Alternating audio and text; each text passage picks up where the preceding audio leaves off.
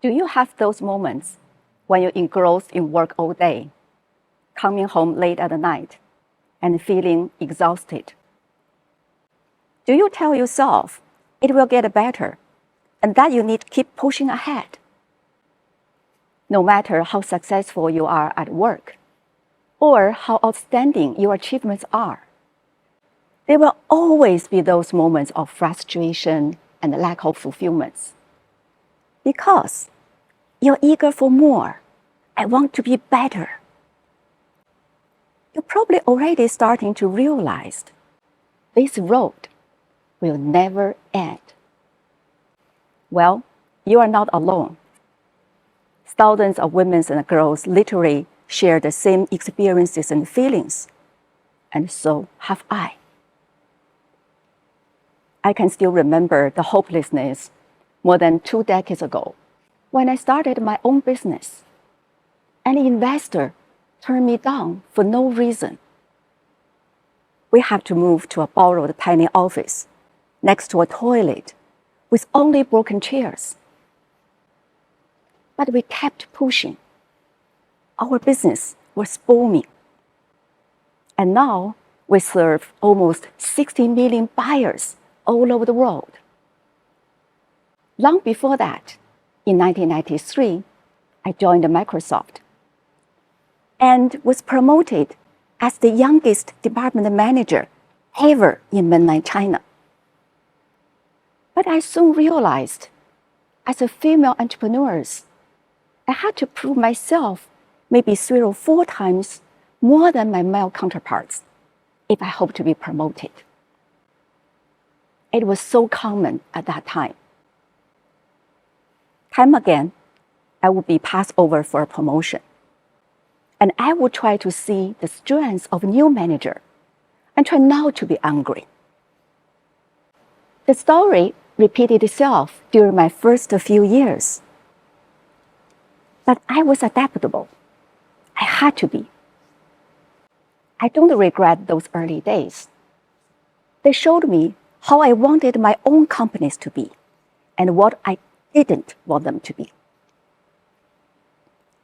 This is what I discovered at the beginning of my career. I knew my male counterparts could have an easier time getting the position, and that females needed to prove themselves capable numerous times.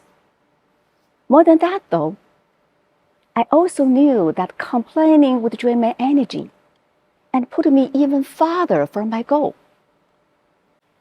I found myself questioning why women are trying to break the glass ceiling when we didn't create it. It's a construct somebody else made up. So why are we fighting a war that we didn't start and aren't interested in winning? But if you fight in a system designed by others, you lose. Think about that. You lose because you are playing someone else's game. So, what if we don't fight this wrong battle? I thought that was like climbing mountains filled with uncertainties. The first mountain for most of us is like the drive for success, focusing on reaching the summit of professional and worldly success. A job, a profession, wealth, and status. I felt that drive, and I climbed that mountain. I've recently written a book about that climb and what I learned from it. In the past couple of years, I've realized this definition of success may be a limited single dimension. At first, we climb that first mountain because we do want to be successful. You learn how to do this. You succeed in doing this.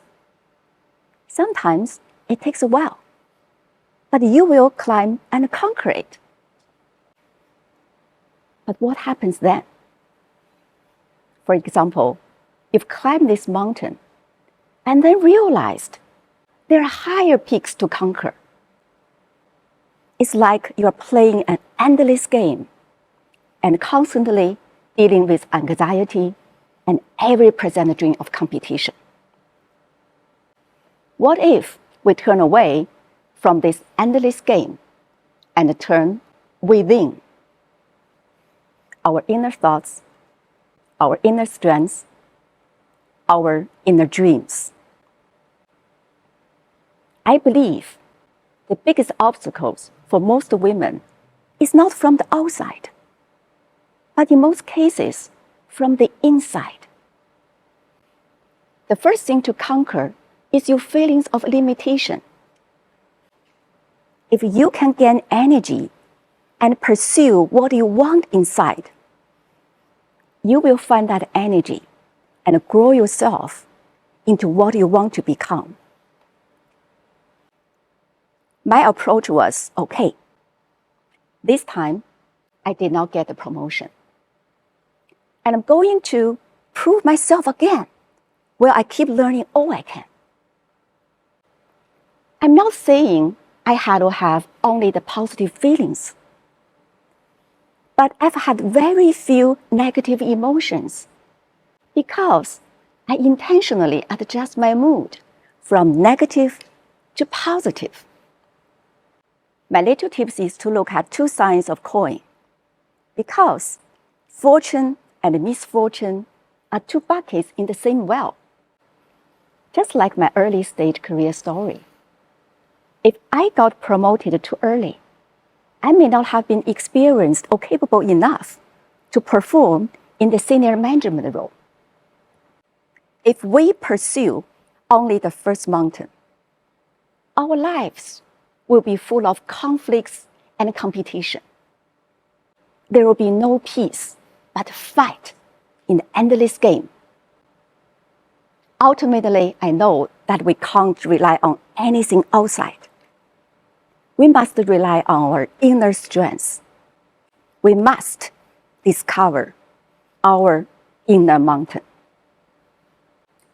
Well, the next question you may ask is, what is the inner mountain? The inner mountain describes both the internal challenge we women face and the internal journey toward self-affirmation and the belief we must undertake. Think about that.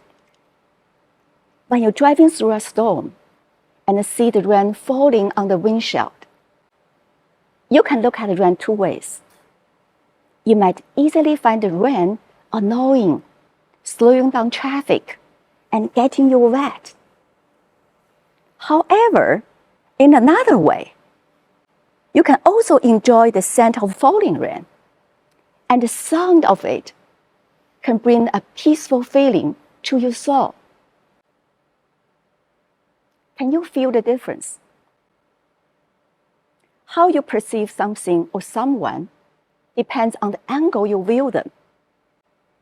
If you view your situations from positive perspective, you will have a better results. Second, the deep inner power women naturally carry within themselves. This whole energy is this power within. A woman's natural inner mountain of power, presence, passion, energy that resides within every woman. I believe the spiritual and material are complementary. Everyone has dual peaks in life. I think it's like the Tai Chi diagram or the yin-yang symbol. If you only have one half, it's unbalanced, incomplete, and unsustainable. It's harmonized only when you have both. So, how do you find your inner mountain? I think everyone has their own way of accessing their inner mountain. When you meditate, do yoga, or pray, you have different structures, and you incorporate them into what feels right for you.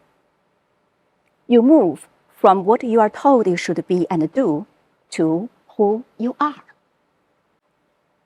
Here are 5 tips I'd like to share. First, to simplify is the key. The increased complexity associated with modern life has left many of us feeling over our heads.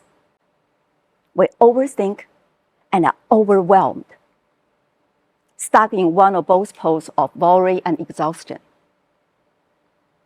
Instead, we need to first step back, examine the reasons that led us to where we are, and find a new way of operating.